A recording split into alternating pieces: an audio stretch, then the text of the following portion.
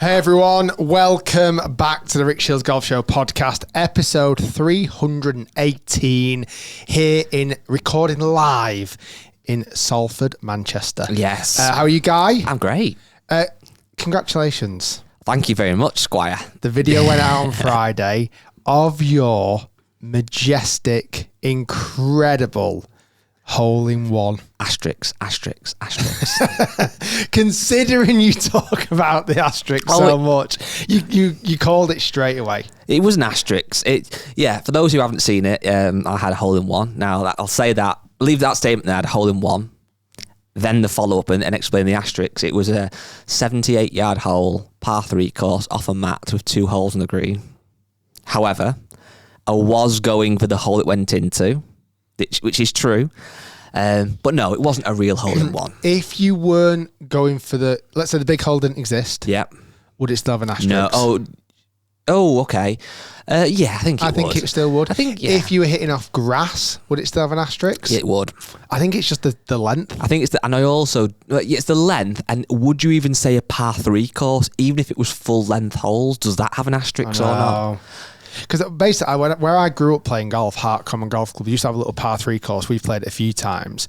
And I've actually had 3 hole-in-ones around there. But they're like 60 yards. Yeah. And I just never even think about counting them because it just, I don't know, it's a weird one, isn't it? So the thing for me is the only reason why it hurts a little bit, and though it doesn't count, is that I've been lucky enough to have 2 proper, genuine hole-in-ones. One of which is when I was 15. I put the picture on Instagram. I know you saw it. I love that picture. I got a hole-in-one at the age of 15. There was some caveats to that, but not negative caveats. The caveats to that, well, they were slightly negative, was I was playing, not a comp, so again, I know some people look down at that, but it was a real round of golf. I was playing with my friend at the time, well, my friend's dad, who was junior organiser, so all legit. And we played off the yellow tee, the white tees. And it was quite windy. It's only a short hole. And I chipped like a 5-iron that ended up going in, but I didn't see it going at the time until I got to the hole and it was in the hole. The ball was in the hole. However, it went into one of these kind of local golf news magazines, that used to get distributed at the golf clubs, like northwest of England or whatever. And I played off the yellow tees, I think it was 160, let's say. Howling went into the face, chippy 5-iron. When they put it in the magazine, they put the yellow tees number, which was 140, and they'd hit a 5-iron. So I was there, 15, Mr. Ego, playing about 6 or 7, thinking that was great with this hole-in-one in this magazine. Obviously, there was no YouTube at the time, so that was the best way of getting your story out there. And everybody laughed at me because I hit a 5-iron from 140 yards. But it was a hole-in-one. And the other one I've had, playing with a friend, which was about, how many years ago now? It'd be maybe 9 years ago or so, was a great golf shot, but again, didn't see it go in. So this, although it wasn't a real hole-in-one, it was the only time I've experienced that ball coming off the club face, watching it and then going in the hole. It was good. A little bit of backspin. Called early as well. Did you call it, or I think James might have called it, and it absolutely went in back door for a 1. Well, we have had a great email, Rick. We've had this for a couple of weeks. I was saving it for a hole-in-one. For a hole-in-one time, which is today. It was from a guy called Will. He said, "Hi, Rick. I need your help urgently. My friend who..." We've left in 2 weeks. Yeah. I thought I'd make him wait. My friend who really plays golf has today, and this again is a few weeks ago, supposedly got a hole-in-one on a 267-yard par 4.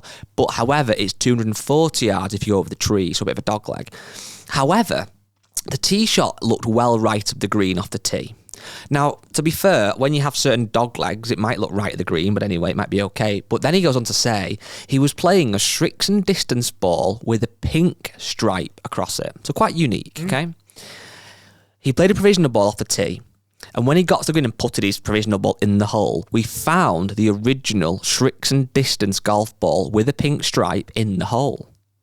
He originally said he didn't know what number of ball he was playing, but obviously it's quite a unique golf ball, Shrixon distance pink stripe. Can he claim this as a hole-in-one?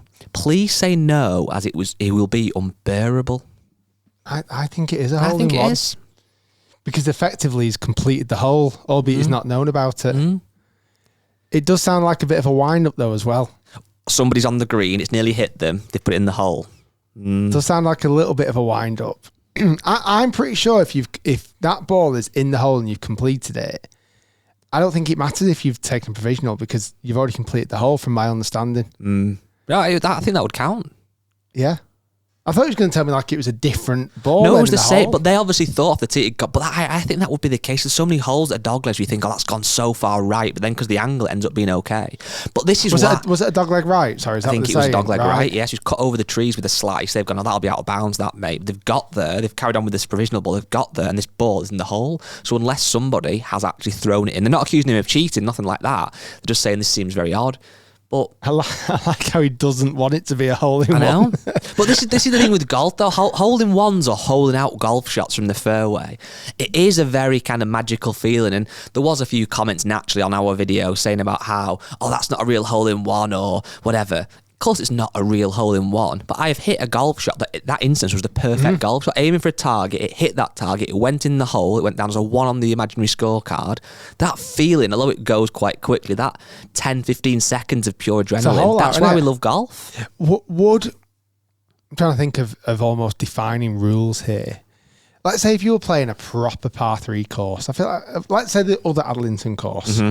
Have you played? I played it with you, yeah, once. Not on camera. Let's say it's like 150 yarders. Would you count that? Because that's off grass. Yeah. Is it the fact it's a par 3 course? I think it might be, and honestly, I'm not going to upset people. If you're only holding one ever, if you've been lucky enough to have one and it's on a par 3 course and you want to count it, that's kind of your prerogative. But for me, I have this feeling inside this asterisk. If I know deep down it feels a bit wrong, I wouldn't want to say it. But then some people say it's got to be in a comp, and I don't agree with that. If you're playing with friends and it's a real golf course and it goes in the hole in your first shot. What about if you're playing a scramble? I would still say it counts, yeah, personally. Because if you hit the ball in the hole off the tee, I would definitely count that. Yeah. But on the flip side of this, if we've got these asterisks to them not counting, I might flip that and say, well, the 85 shot doesn't count. Because I was off a mat on one of the holes, so I might disregard all the bad holes now. Because that's another way of looking at it, isn't it? If we're not counting that double bogey, that wasn't a real double bogey. That's shank. Oh, it's off a mat. Because it's a par 3 course. Exactly. But no, that was exciting. That was my little bit of golf adrenaline for the last probably few months, and that'll spur me on until next year, I think, to practice more and get good at golf. But you have just come back, Rick. You obviously did a great podcast last week that did some good numbers, talking all about the controversy around the Internet Invitational, because you were, I was going to say on holiday then, and then I was going to say work. Well, it is a holiday, let's be honest. The amount of people, like, when you get on the plane, or you check in, enjoy your holiday, get on the plane, enjoy your holiday, we get a ride, enjoy your holiday. I'm like, it's not a holiday. I'm here for work. This is the thing, man. Imagine if you were going, you're right, think about it, you go into the Big Apple, you go into New York City, you work in finance, and you go in for a week of in-depth meetings in offices. Yeah, you might get a bit of food, you might have an afternoon where you can go and see some attractions, but you're there to properly grind and work. Can you say that going and playing 6 rounds of golf with Peter Finch is work? Depends who's asking. To your wife, it's absolutely work. No, we actually we had an unbelievable week. It got back 2 days ago. We filmed 6 matches in 6 days. These videos are going to be going out on both channels in the month of December, and honestly, without giving any spoilers, the most competitive, the best matches we've ever had together. Wow. Talking about hole-in-ones and asterisks, that there are some unbelievable points in this video that happened. Chip-ins, eagles, lots of birdies, incredible golf course, beautiful weather, competitive matches. I think the first video is going out on Monday the 8th of December on Pete's channel. It will go Monday, Friday, finishing with the finale on the 26th of December on our channel. So it's really, really, really good. Ed, he's here on the 1s and 2s. He was filming all week with Jacob from Pete's team. Could you summarise the quality of golf, Ed? Yeah, it was probably some of the best golf I've seen from Rick himself and Pete. Wow. Yeah, it was nice to watch. I can definitely say it was work. Yeah, you grinded. You didn't get any luxury. However, Ed did go and play 10 holes of night golf one evening. Oh, nice. At Carrier, which is, if anyone's been to Turkey or about to go to Turkey, put Carrier on your bucket list to play night golf because it is so good. And also go and play PJ Sultan. The condition of that golf course was incredible. You know what? They're definitely top 2 for sure. I was saying before how good those golf courses were, and it's interesting because when you think of night golf, I've played it with you obviously in Dubai, which was a great experience.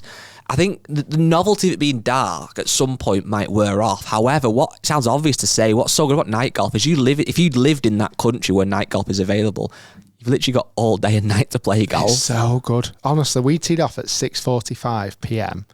It was pitch black, and we played till 11 o'clock at night, and it was just brilliant. Honestly, it's so good.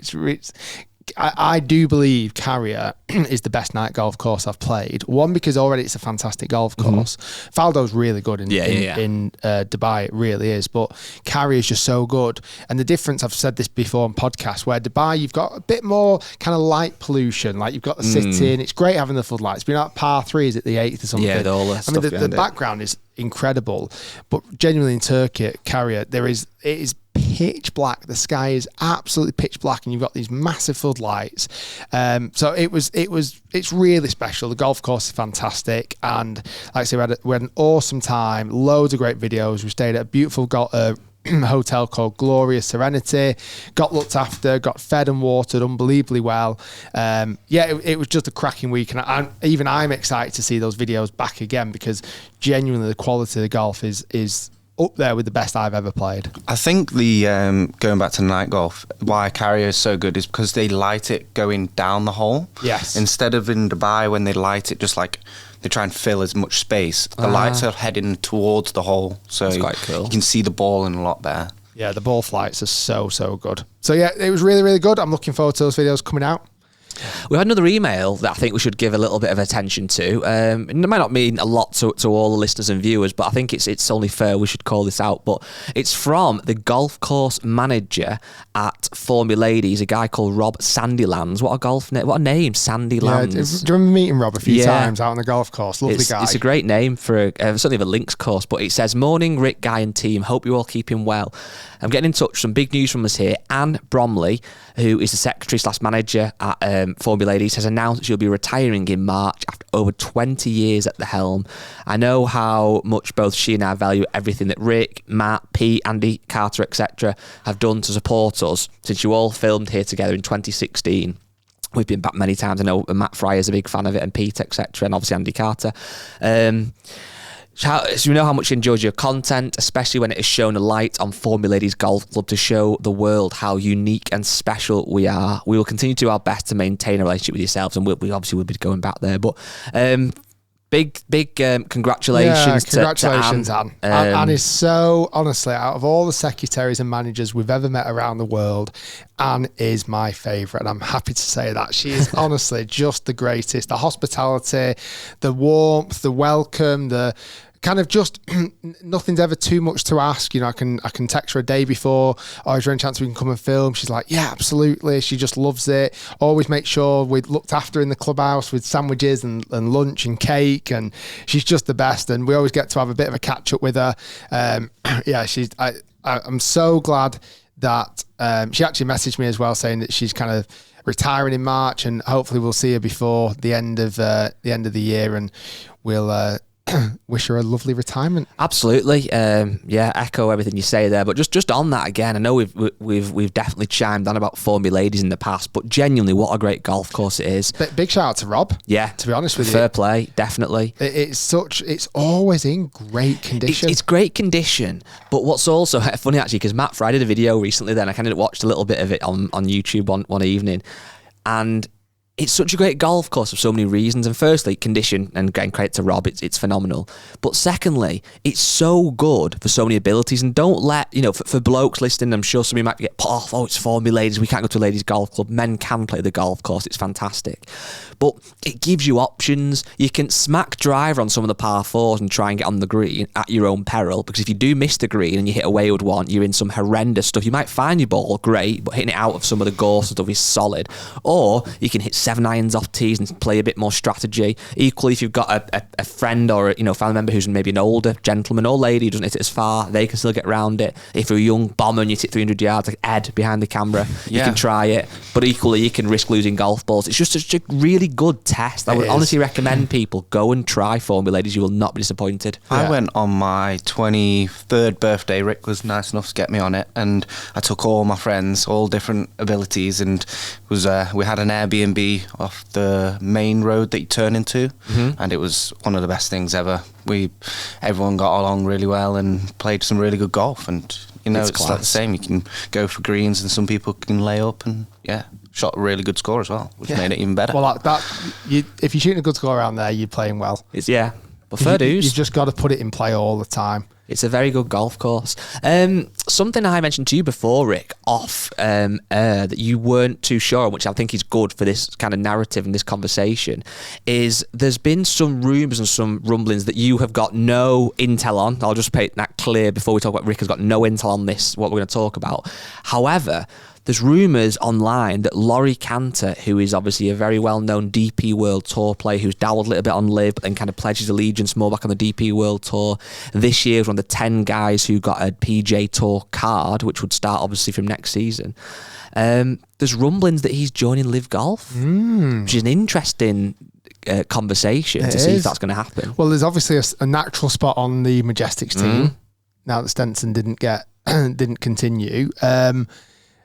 It would be fascinating to know if he would go after getting a PGA Tour card. It would. It'd be fascinating to know. So time will tell. I genuinely don't know anything. I know nothing. The only other rumblings I've heard are Abraham Answer might be going to Torquay team with Joaquin Neiman because Mito Pereira didn't continue, advance. He got relegated from the league, so it looks like Abraham Hansen might be moving over. Louis from the Fireballs might be going back on the Fireballs team. Yusela Ballester won in the Saudi Invitational this week. He is such an incredible player. I actually got the honour of playing with him a number of years ago at Sergio Garcia's charity event, and he was a baller, and he genuinely has some speed. Jesus, he has some speed, and he was contending for one of the tournaments the end of last season, didn't quite get over the line. I think he got into a playoff, but he is going to be a serious player for the Fireballs next year, so I'm excited. I feel like there needs to be a couple of big names signing. Again, I've not heard anything. There's a promotions event in January. If you win the promotions event, you will get onto LIV Golf.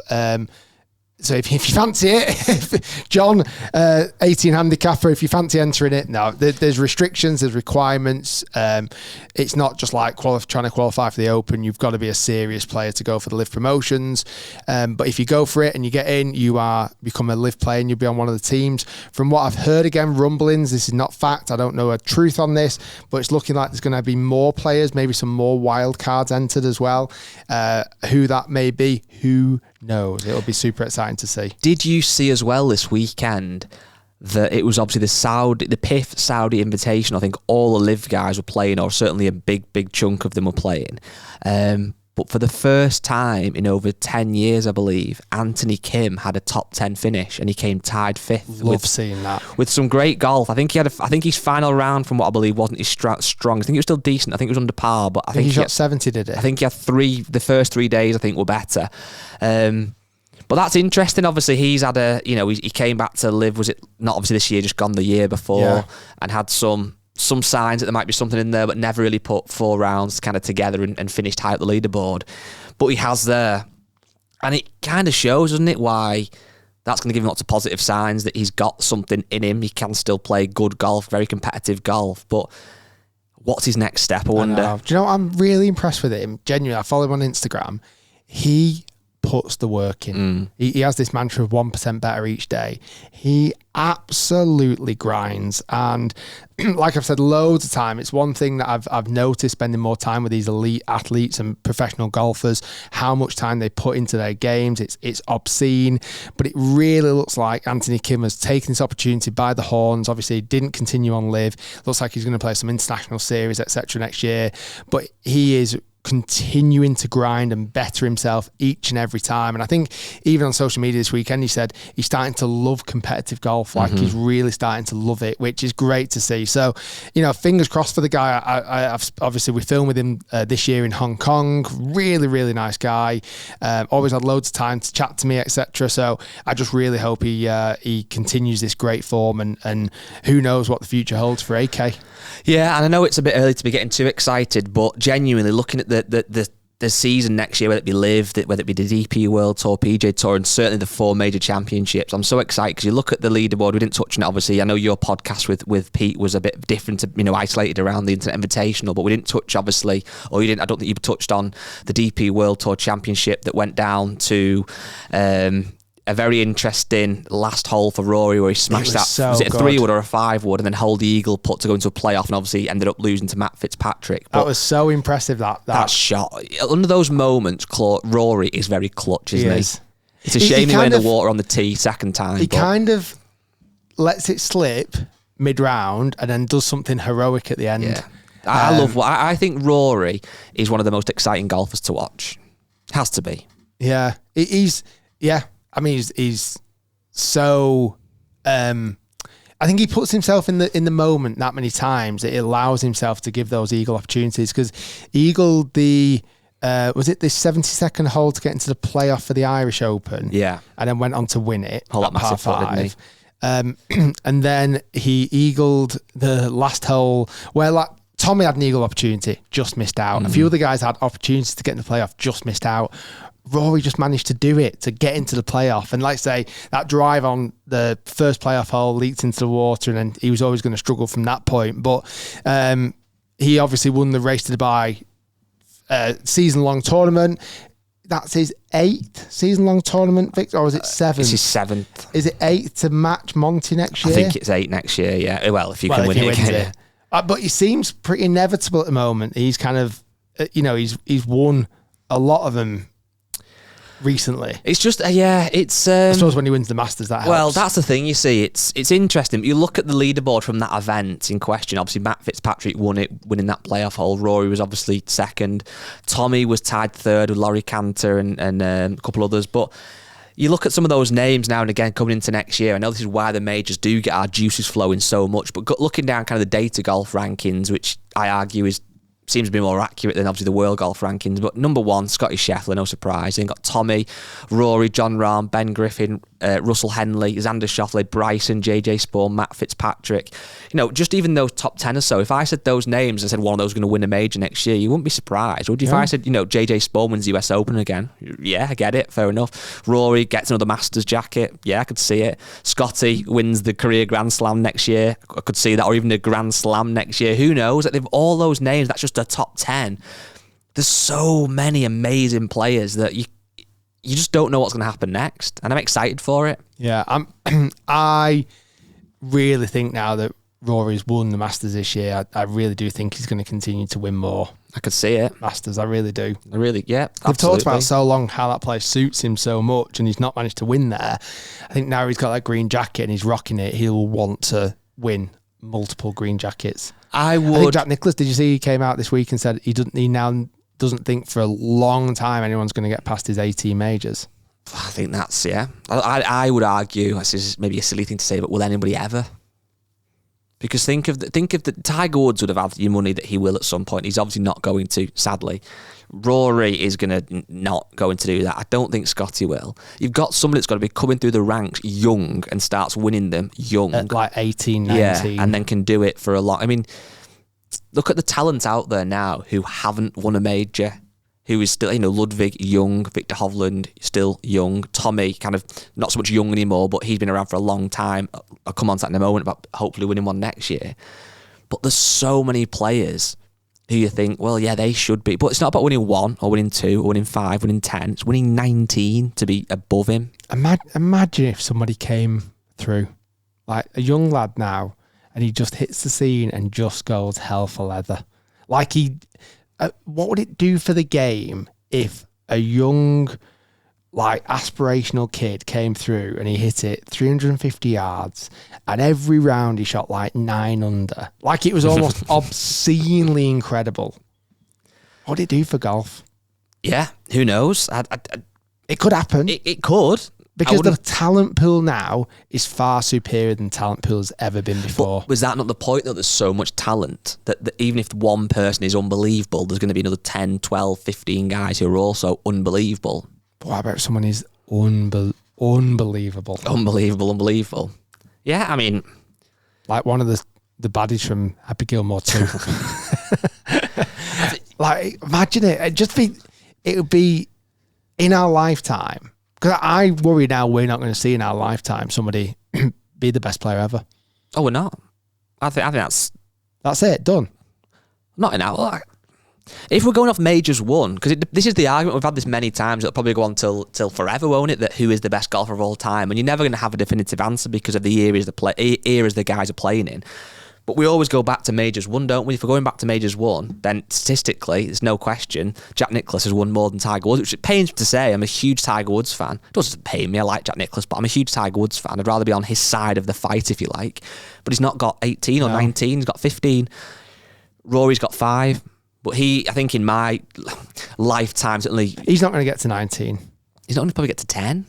I'd love him to. But what I'm saying, though, like, if somebody came through the ranks, we don't even know him yet. Yeah. But even if you said, right, this is what's scary.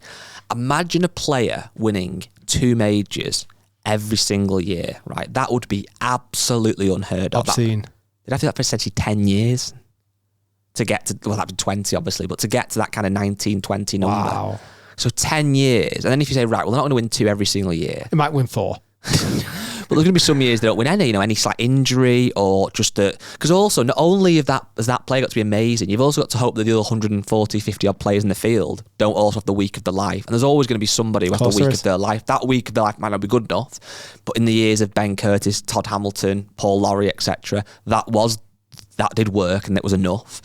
Then you're going to have guys like Rory, who isn't going to go down with a fight, Scotty Scheffler. So it's all these stars have to align, and it could happen. But then you think, realistically, I don't think we're going to see anyone get close. I don't think we're going to see anyone get close to double figures. Personally, I might be wrong. I'd love to be wrong. But this is another question to follow on from that. What is better? Laughing when hey guys, welcome back to Rick and Guy podcast episode 3766. It's year 2090. But what does golf? Jude Shiels has just won his 30th major. You said it wouldn't be done.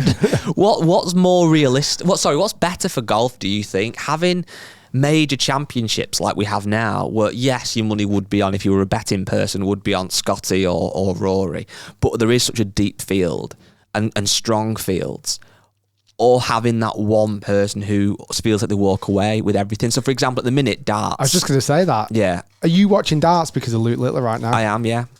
So does that answer almost your question? Maybe it does, but at the same time, it's been a year or so of his dominance, and obviously he has got like nearly Luke 2 years. It was 2 years in December. But he's only just become world number 1. He's only just overtaken Luke Humphries. Those two are head and shoulders above everybody else. Sorry for those who don't like darts, but Luke Humphries and Luke Littler, I feel like, are head and shoulders above everybody else. So good. But yeah, and he's young. It's different, etc. But lots of people do get bored when people didn't like the Tiger era. Some people found it's too boring, he's going to win everything. Do you want a few? Is that why, tennis, when you had like Djokovic, Nadal, Federer, Andy Murray as well, there's those kind of 4 guys, and it could be any of them. Is that better? Do you want that kind of real rivalry? I don't know. I mean, who knows? But I think, again, back to the original point, looking at where golf is right now, looking at the players we've got, looking at who's in form, looking into next year, what an exciting time. I think just on that, though, back to Tommy, he's obviously now got that kind of PGA event under his belt. He's won on the PGA Tour, which he hadn't done before, and that was a huge thing for him. He got so close and kind of let it slip, and now he's finally done it. He's had such a great end to the year as well. He's currently number 2 on the Data Golf rankings. He needs a major championship, and he knows that, of course he does. And I think nothing would suit him more than a green jacket or the claret jug. This year, coming up 2026, the Open Championship is at Royal Birkdale, which is 10 minutes away from where Tommy was obviously born and bred. It's his most local Open. That would be the absolute fairy tale, wouldn't it? If he could get his hands on that claret jug. It'd be so good. But then, like you say, that pressure. We saw it with Rory at Portrush a couple of years ago. Like, that pressure is wild. Mm-hmm. It is. And then you not only you got the pressure, but you are competing against 140 of the best players in the world. Well, that's the thing. It's very difficult. Going back to that point, I would honestly love to see someone hit the scene who's unbelievably dominant. More dominant than we've ever seen before. Because I think it'll be good for golf. I I feel like golf's in a weird spot at the moment that if you ask the general golf fan the top 5 players in the world, I don't think they're going to know. I think the general golf fan, and I mean, stripping it right back, you go to a driving range now and show them a picture of Scott Scheffler and say, who is that? I don't think they're going to know. Really? Where's your general golf fan at? What? Or general golf, if you went to a driving range now, if we went to Trafford and asked 10 people now at Trafford, who is this picture? And you show them a picture of Scott Scheffler. How many do you think an answer? 6? 5? Well, I feel like if you did that with Tiger. Yeah. And Rory, yeah.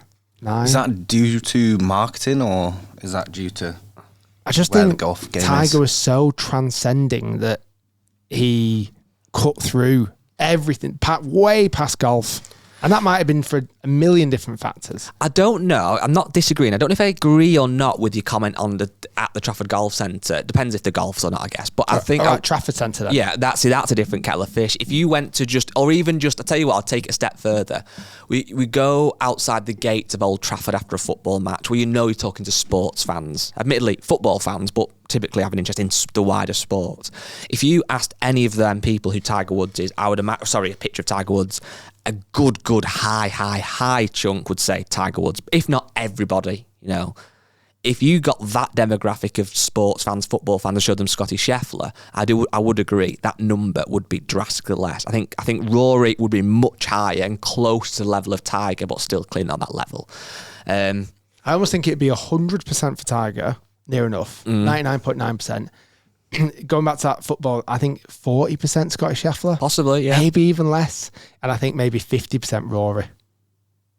I would wonder if the Rory would be higher. Fan, though, isn't he? Yeah, maybe. So. Yeah, that's true. I think Rory might be a little higher, but then, yeah, I don't know. It's a tough one, isn't it? But I think nobody is going to... What Tiger Woods did and what he stood for, let's not beat around the bush. He was a young black man, which was not something that golfers were used to. That's just a fact. And he massively transcended sports. He was athletic. He hit the golf ball miles. He was this good-looking guy. Then he had, obviously, from his other parts of his heritage, his mum obviously was Thai.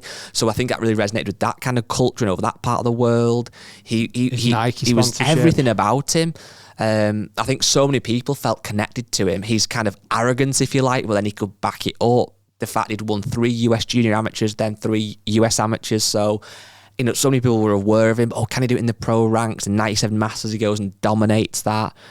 I think he had everything that was just so different in the world of golf. And then that even his name, I mean, it's not his real name, but Tiger. Like, everything about it was just the perfect... The fact he always wore red on a Sunday. Yeah. I think it just changed golf for the better, obviously, and it made it so much cooler and so much more, so many of the golfers growing up today, like a Rory, etc., who's kind of my age, roughly, were absolutely inspired by Tiger and mimicked him in so many ways. I really don't believe we'll get someone in that, but who knows? People would have said that before Tiger. There's never going to be another Jack Nicklaus, another Arnold Palmer, but Tiger came along. But for someone to have all of that, is it going to happen again? I hope it does. Personally. But do you need more, though, than just the skill? Do you need, like, Scotty Scheffler this last year or two hasn't quite got to Tiger's numbers, obviously, but he's been flipping close, hasn't he? He's been very close to being as dominant as Tiger has been. But the way he celebrates is even celebration. It's almost very methodical. It's very, kind of like reserved almost. Very vanilla. Yeah. His golf swing is a little bit unorthodox, although it's obviously very, very, very good. His look, he looks like a typical American bloke. He's a relatively standard physique. He's not, that's not a criticism, by the way, that's just an observation that he's just, whereas again, back to Tiger, his look, his celebrations, his athleticism, the way he played the game, everything about him was just so different and it just worked. Scotty's like a affogato, isn't he, Rick? It's vanilla ice cream with a bit of punch. Yeah, with a little bit of espresso. He's just, I don't know, he's just a bit... No, that's it, and I just and don't... I think also with Scott, he didn't burst onto the scene like Tiger did he? Like, he was on the scene for a while, and then he kind of got good. Where Tiger just came out, boom, 97, bang, I win the Masters by record number. I think that's the thing, though, isn't it? Even if you look at footballers, like the two obviously biggest names in football over the last however 10, 15, 20 years is obviously Ronaldo and Messi, who are, there's arguments both, isn't there, for either way. But if you argue that one's better than the other, it doesn't really matter. But, Messi is just obviously unbelievably gifted, and just what he can do with the football is unbelievable. And obviously Ronaldo's in that same kind of category. But they've almost got there because of how talented they are, obviously. But I think with golf and with Tiger, he almost had more than that, didn't he? He was just so different. I think that's the key. I think Ronaldo has more. Yeah, I would say so. Off the pitch as well. Ronaldo is, if you were going to a lab and making a footballer, you'd make Ronaldo. If you were making a marketing machine as well. Correct. Because it's everything, isn't it? Like Tiger, he was unbelievable on the golf course, but he was a marketer's dream. Correct. like say his name, like Ronaldo's name, Cristiano Ronaldo. I mean, what a name. What a great name for a footballer. Mm. Yeah, exactly. And his looks and his ability and everything and he does. His persona, his arrogance, but he backs it up, doesn't he? Whereas Messi is unbelievable, but probably not quite that. I think it's even shown, as silly as this sounds, on like Instagram followers. I don't know what Messi is on. Let's have a look. He'll be on a lot because of... Of course he will. Messi has got 510 Instagram... Well, 509 million Instagram followers. That's wild. But then I think Ronaldo's got more. Which I know that... Yeah, he's got like 668 million. So it just shows that kind of marketability. I've kind of even lost where the conversation's going now. But I just think having another Tiger Woods, I don't think we're going to get it. Unfortunately. I think you've got to reflect on that. I just feel like at the very, very, very top level, golf is missing something. But what? A player like that? Yeah. A Luke Littler. But Luke Littler's just good. I don't think no offence to Luke Littler, he's just good and he's young. He's not really exciting though, isn't he? He's on the pitch, on the hockey, he's unbelievable. I absolutely adore watching him. The things he does, the courage he's got, the ballsness, the arrogance to some degree. I saw what they did the other day. I think he went bullseye, 777, bullseye, which was like ridiculous. And I think but then he's not. I know, he's not got it off the pitch. Not necessarily, but off the hockey. But Tiger has. Oh, I hope someone comes, honestly. We're going to need to build someone in the lab. And is that why, with all that said and done, is that why Tiger maybe should have retired at the 2022 Open at St Andrews? He should have walked over that Swilcombe Bridge and just said, right, that's me, done. Where now, is there how does he retire? The thing is, though, right now, because I've not seen him play for so long, I don't actually have a bad thought of him. Like, my mind default switches back to incredible Tiger. I mean, the other thing we've not touched on yet, without putting too much pressure on the guy, is the answer staring us right in the face. 2027 Open? No. On the next Tiger Woods. Charlie. Correct. Genuinely, he's 16 years old now. He's obviously... Let's be honest, he's not at the levels. His dad was at the same age. That's fine. I don't think anybody ever will be. He's Tiger Woods. But he's started to show, obviously, he's done some decent stuff. He's obviously, golf swing is amazing. I think he's doing a bit better in some of this kind of junior stuff. I think there's a long way to go, a hell of a long way to go for him. But that might be, if we were creating a movie, a Rocky-style movie, and we were coming to the crescendo, what's it called? Go on, Ned. Crescendo towards the end of the movie. And we're looking at the next young lion, Tiger, to take the crown. Is it not Charlie Woods? That's the only way I think there can be anything more exciting. That'd be pretty good. And it's just not even about getting to Jack Nicklaus. It's about getting to his dad's number, of getting to the 15 major championships or 16 major championships. Carrying the baton. Maybe. And taking down Jack, his dad's arch enemy. Your chair's quite creaky, Edward. Not to put pressure on him, though. Yeah, not to put pressure on the lad. Well, who knows? I just feel like it needs something. Anyway, I've got some questions for you. Anyway, that was quite a long... That's obviously... This happens a lot. We get onto Tiger Woods because it was so iconic. Obviously, we grew up in that era. But from Facebook, we've had lots of questions on Facebook. Please do make sure you join the Facebook group, Rick Shiels Golf Show Podcast on Facebook. Join the group. Feel free to get involved. Or... please do email us, podcast@rickshiels.com. We want more emails. I was just going to say, don't. It's up to you. Matthew Gilbert has said, Rick, what's the one training aid every golfer should have? Now, I'm going to expand Matthew's point a little bit, because let's be honest, not every golfer has training aids. I don't have any training aids. But what about kind of what's one training aid / item? And I don't mean a glove or things like that, but what's something that every golfer should have, do you think, that would help them a little bit? It's a really good one, actually. A universal one, because my mind went straight to like an alignment stick, but you can just use a club. Like, you don't really need an alignment stick. What about like the line me up ball things? Even if you don't line up for practicing, maybe. So and it really helped me this week in Turkey. I had a weird week with my putting this week in Turkey. And in my bag, I had, the bungee string where you have 2 pins and you put them on the putting green to help with your putting stroke. And I'd spent about 20 minutes on that. And it really, really helped my putting again, just kind of got me out of my own way and really helped. I think having something small, having something in your bag, having something that you can kind of rely on. I think that line me up one's a really, really good one. Being able to put a line on your ball and just using it for, I'd say, for putting, or you can even use it around the green for chipping. You can use it for alignment. You can use it for swing path, face control. So I think that's a really good one. I don't know what else I would probably recommend. I'll tell you what I've seen a lot of recently, and I think we need to test them on the Hit channel. Very affordable launch monitors. Like, very affordable, really good ones. That's a really good point. Can I just expand on that then? Because Martin Williams has asked the question, said, with sim hire spaces becoming more available and the increasing driving ranges offering data feedback, is there a danger that data overload can lead to some golfers going down a rabbit hole of trying to self-coach or even self-fit clubs? 100%. So kind of piggybacks on the back of your next point. No, you're a really good point, actually, because I remember when I was coaching full-time, I would worry when someone said to me, I'm having a home simulator built.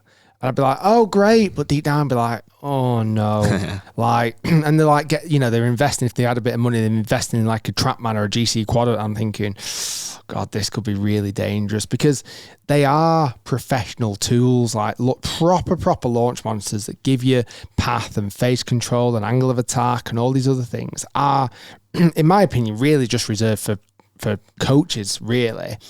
I think getting baseline numbers is always good, knowing how far you carry the ball, so maybe some club head speed numbers. That is all a normal golfer could need. Like when you go to a driving range and you have top tracer, it doesn't give you path or face angle, it just gives you ball speed, club head speed and carry distance, really. It's kind of all you need. You don't need much more than that. Can I ask you a question? Yeah. Right.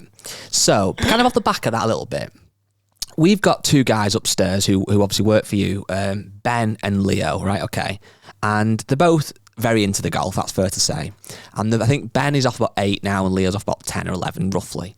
And they both want to get good. And they're decent players with those handicaps. I think they want to get good though. And one thing I was thinking about the other day is that Leo, for example, hits a lot of golf balls, goes to range literally, I think, most nights in the week. He's working on his technique a lot and he's very, wanting to strike the ball better and all this kind of stuff. And it got me thinking that when I was like 15, 16 and got down to like 4 or 5 handicap, there was a lot of the juniors at the golf club who were similar to me. Some a bit better, some a bit worse, but lots of us in single figures. And that was the old handicap system. None of us, maybe apart from one guy, hit anywhere near that many golf balls, didn't understand what spin loft was, all this, didn't have this inside data, smash factor. No one knew what that was back then. But I honestly think the reason why so many of us got to good handicaps was 2 things. Firstly, playing lots of golf on the golf course. But secondly, being glued to the chipping green and putting green and just having chipping comps for Pro V1s and putting comps and this little competitiveness. Do you think lots of adult golfers who maybe don't have as much time, who want to get good at golf, go to the range after work, hit balls, are they missing the key? Yeah, well, we went to Adlington the other day. We went filming. Unbelievable facilities. Like the driving range is fantastic. And granted, it was a bit of a murky day. It wasn't fantastic. And we walked through that driving range and 90% of the bays were full. Correct. Yeah. Like every bay near enough was full. And they've got Trackman there and everyone's looking at numbers and data and hitting full shots. Across the road is a putting green and a chipping green and a bunker area. We were there for probably 3 hours that day. I didn't see one single person on that short game area. Not one. Not once did I see a single person on that short game area. So I think there's a couple of things there you've picked up on. I think too many people practice solo, and I don't think that's good. I think practicing purely solo doesn't give you that competitiveness. Correct. Like when you talked about then being a kid and we used to have chipping comps, putting comps, I was teaching you competitiveness. Oh, nerves. All nerves. Yeah. Like you've got a shot to win a bloody chocky bar, and you want to play that shot, great. And I remember when I went to college for the first time, when I went to MySco, and suddenly you're playing we felt like we played games all the time, and it was just fun, pressure, excitement, competitiveness, and Gambling. Yeah. Like, I wish almost that carried on. I think as then you move away, I think a lot of people practice on their own, and you're not really testing yourself properly. That's why like these schools in America do so well. You know, like when let's say like Luke Poulter's going to school in America at the moment, does he go to Florida State? It's like there might be 20 kids there that all want to be fantastic players, and they're pushing each other every day. They're in gym, pushing each other. They're on the driving range, pushing each other. They're on the short game area, pushing each other. They're out on the golf course playing 9-hole matches, pushing each other. That's how you get better. So going back to that question, if we had Ben and Ed solo and they're just practicing, I think if they just continue practicing solo on their own, Leo and Ben, they're going to get a little bit better. Obviously, Ed's far superior than both those two already. Where if you actually put them together and made them almost like golf buddies, and it's like, right, practice together, work together, like I would actually see them both become an awful lot better together. Yeah. I think it's like almost having a gym buddy. I think that's the thing. I think, again, I know it's hard, and it often, you have to be able to hit the golf ball to get to a good level. Of course you do. And if you're hitting golf shots out of bounds on every tee, you're going to suddenly rack up a massive scorecard. So it's about improving everything, of course it is. It just made me think the other day that although, and I'm not alone in this, and I wasn't an amazing golfer, don't get me wrong, I wasn't, off +2, I was off about 4 or 5 at 16, but there was lots of us the same. It's just that thing, what did we all do? And we didn't all hit loads of balls. I used to hate going on the practice ground, if I'm honest with you. Hence probably why I petered out about 4 handicap. I needed to get better and hit more balls, but we all got to a point where we could just get the golf ball around and chip and putt and yes, hit it okay. Not hit it far. Those two I'm talking about hit it so much further than I did at a young age, of course. So, yeah, I think people overlook it. Yeah, I honestly think just full swing driving range practice isn't the secret at all. And so many people do it, don't they? Yeah. It's actually wild how many people just do full swing practice at a driving range. I mean, it serves a purpose, but if you're solely trying to get better at this game of golf, you're only practicing one element of it. I saw some more questions a minute ago. One sec. Where have we put that now? It's in the old group, innit? Give me a sec. Give me a second. Do you think then even yourself, do you ever get caught of doing that, of doing too much practice? I don't just practice anywhere near enough. Yeah, fair dues. When Rick does practice, his level goes through the roof. Yeah, I think I noticed that the most this week. This week I got better the more I played. Like just being in play. Do you know what I mean? And just competitive. You do a lot better in competitive natures when you're not playing a break 75 on your own. You're in a match against someone. Yeah, because it pushes you. Like at the end of the day, if you're playing on your own and you make a double, there's no consequence. Where if you're playing against someone, it's like, oh no, I can't do that. I've got to bounce back with a birdie, or I've got to do something on the very next hole. But yeah, I think I like pushing myself in those competitive situations. I get frustrated with it as well because sometimes it doesn't quite come off. Do you know what I mean? Like you want to play great golf, and sometimes on the competitive situations, the moment can get the better of you. But it's definitely worth pushing yourself all the time. I did see some more questions. Here we go. This is a different week. You can still go. These are different. Okay. We got some big ones. One second.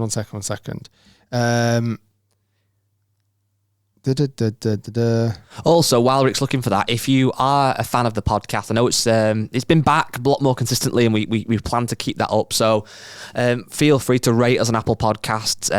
Obviously, 5 stars would be amazing if you could. We massively appreciate it. We do thank you all for listening and commenting and watching kind of week in, week out. We do enjoy doing this, and we've definitely kind of committed now to being here every single week. So thank you. Why am I struggling to find some good questions? I thought I had some before. Why can't I find the most recent questions? Because if you need to go on at the top, go on new posts. New posts. Oh, I've got it as most relevant. Oh, new posts. Yeah, there we go. There we go. Okay, I did see some before. Mark Rimmel, do you think there's been any potential negative outcomes? They put to the Creator Classic, but I'm guessing they mean the Internet Invitational. Oh, okay. Yeah, I do a little bit actually. I think there has been some kind of negativity. I think overall it's been overwhelmingly positive, but I think to certain YouTube golf fans, it was a bit too much potentially. Mm-hmm. Certainly for maybe UK viewers, they found it a bit too much. A lot of shouting and being quite American. I think there was a couple of creators that definitely felt the flack of some decisions they made. Obviously Luke Warren, Melosi, Paige Spiranak. Melosi seems to be just riding this out at the moment. Oh yeah, he just seems to be posting more than ever, almost just letting that kind of slide. We've not heard from Paige Spiranak since the Internet Invitational, so interesting to see the two tactics there, how they're dealing with certain things. I think everyone, if this is going to be happening again next year, and Dave Portnoy says it is going to be happening again next year, the Internet Invitational 2.0. Apparently 2 people have been invited so far, Kai Trump and Caitlin Clark, and he's looking to have it a $10 million event next year. I think it'll be a very, very, very different offering for next year. I personally think there'll be less YouTube golfers and more internet sports personalities who play golf. Personalities personally. I've not heard anything whether I'm still involved, if not involved. I've got a couple of people asking me here, would I still go? I loved it that much, I would still go. I think everyone will be a lot more conscious about their decision making next year because they've seen the fallout of when it went wrong for certain individuals. I think people will either go into it with a lot more caution, or if you are a bit more out there, see it as an opportunity to maybe get your name out there a bit more. But it'll be really, really interesting. I'm not sure if it will be. I think it will move away from YouTube golf, the centric of YouTube golf. I think you'll still have a YouTube golfers in there, of course you will, but it will be a very different event next year. Because if Dave's going to be doing it, I think his probably biggest gripe this year is that it wasn't as fiery or competitive enough. Well, with each other. Where I sometimes struggle to understand where a YouTube golf tournament kind of came in and its point, and this is where I was somewhat proven wrong or educated, is I very much always thought a YouTube golf tournament would be people playing to find out who's the best. And in that instance, it's like, well, there's a handful of people genuinely who are the best. You know, clearly Brad Dalkey's played in the Masters, played in the US Open. George Bryant, or Wesley Bryant, sorry, has won on the PGA Tour. So those guys are, clearly the best. But obviously the way this was done, it was very much more about the team element of it and whittling it down. And people aren't really watching, are they? Let's be honest, to see who wins. Or is it part? They're wanting the entertainment value. And those guys, obviously at Barstool, know what they're doing. So they're going to want as many people in there who are going to cause moments that can go viral, whether it be the guy driving the buggy into the side of the thingy, the little fence or whatever, or the cheating allegations and all that. So that's absolute course, that's what they want. So you think, well, I'm sure and I hope you and Pete are invited, but let's be honest, you and Pete probably aren't going to cause many moments like that. You're going to be there playing some hopefully nice golf and playing like a respectable golfer, whereas they're going to want people who are going to do mad stuff. I think that if I can imagine this happening, let's say they put the 48 names down on a table that played in this event, they would probably look at that and go, well, Luke's definitely back in, Melosi's definitely back in, yeah. Paige is definitely back in because they gave us moments. Rick and Pete, even Grant and Garrett, didn't see much. We didn't see a lot of this. Yeah. We kind of quite clean cut, not really going to do anything crazy. It wouldn't surprise me if they just put a big X through those names and went, yeah, they're not going to give us anything. Well, who knows? We'll see. I'd be interested to know how it will go down. Whether the format will change, I thought the format was perfect. But whether the format will change just to keep it exciting, I don't know how you would do that.